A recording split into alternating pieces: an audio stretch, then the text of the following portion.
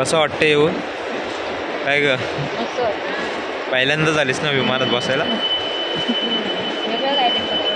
तुम्हाला कसं वाटतंय पप्पा? कसं वाटतंय? बघ भारी वाटतंय. तसा आईबाबांचा विमानातून पहिला प्रवास.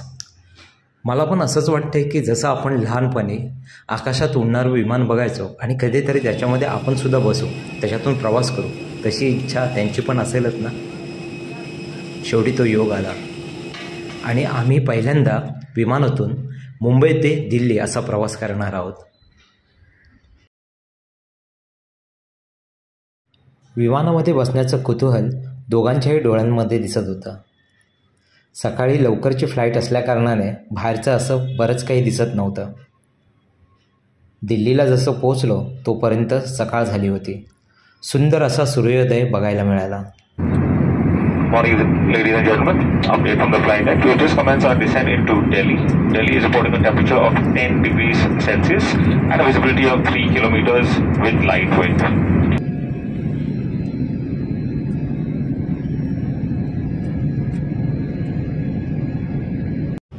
दिल्लीला पोचल्यावर आमचे कॅब ड्रायव्हर अंकित आम्हाला न्यायला बाहेर आलेच होते. फटाफट आम्ही कॅबमध्ये बसलो आणि पुढच्या प्रवासाला सुरुवात केली.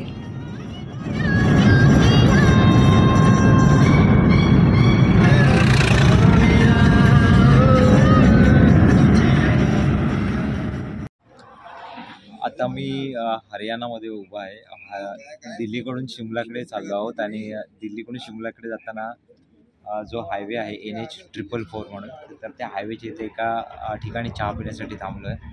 तर अतिशय सुंदर असा प्रवास चाललेला आहे. खरं 6 तासाची ही जर्नी आहे दिल्लीपासून शिमलापर्यंत.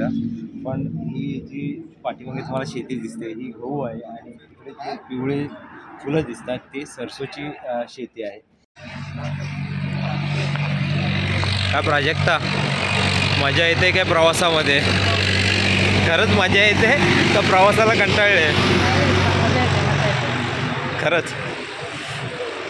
आणि इकडे आहे ना एक विशेष आहे गोष्ट सांगतो की मी आता दिल्लीपासून शिमलापर्यंत चाललो आहे आणि हा हायवे आहे पूर्ण डांबरी रोड आहे. इकडे सिमेंटचे रोड नाही आहेत आणि ह्या रोडवर मला साधे खड्डे दिसलेच नाहीत. जिथे काही खड्डे होते तिथे हे असे बुजवलेले आहेत. अतिशय सुंदर असा रोड आहे.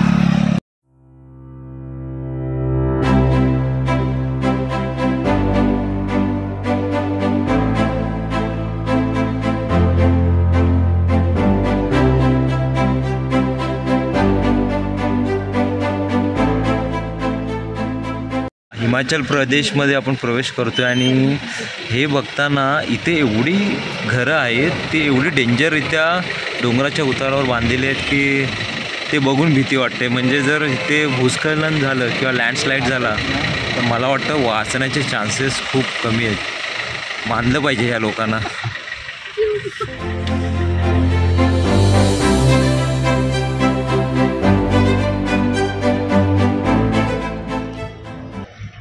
आपण सोलन या ठिकाणी आलेलो आहोत आणि या ठिकाणी जसं आपण हिमालयाच्या जवळ जात चाललो आहे तसं थंडी वाढत चाललेली आहे. सगळ्यात महत्त्वाची गोष्ट म्हणजे जर पाठीमागे तुम्ही बघताय की इथल्या मातीचा रंग बदलत चालला आहे. त्याचप्रमाणे वेगवेगळ्या रंगाची झाडं इथे बघायला मिळत आहेत. ती क्वचित फक्त हिमालयातच बघायला मिळतात. माझ्या पाठीमागे तुम्ही बघू शकता की डोंगर उतारावर असलेली इथली घरं ही सुद्धा एक आकर्षणाचा विषय आहे.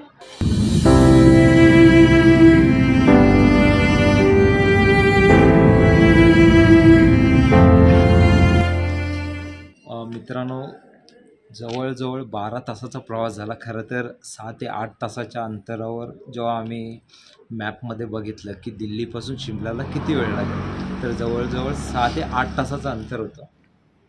पण जेव्हा हिमाचल प्रदेशमध्ये प्रवेश केला हरियाणामधून आणि तेव्हा खरं जो घाटीचा म्हणजे पूर्ण हा घाट आहे, घाट रस्ता आहे, ते 8 तासाचे 12 तास झाले. आणि सकाळी आम्ही 7:30 वाजता दिल्लीतून निघालो होतो तर इथे पोहोचायला आम्हाला जवळजवळ 6 वाजले. हा पाठचा व्ह्यू बघा. संपूर्ण असं शिमला तुम्हाला इथे दिसेल.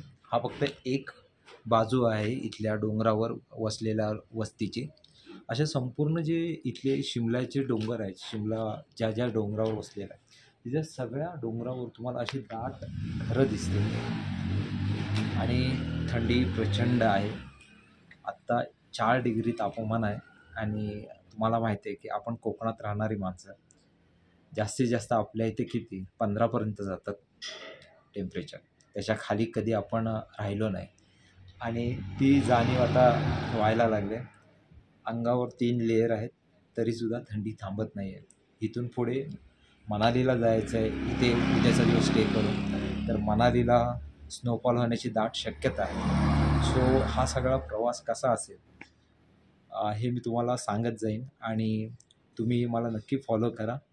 जिथे आता आम्ही राहिलो तिथे रूम तुम्हाला दाखवतो. ॲक्च्युली इकडे ठीकठाक रूम आहेत, 4.5-5 अशी रेटिंग आहे ह्या रूम्सना.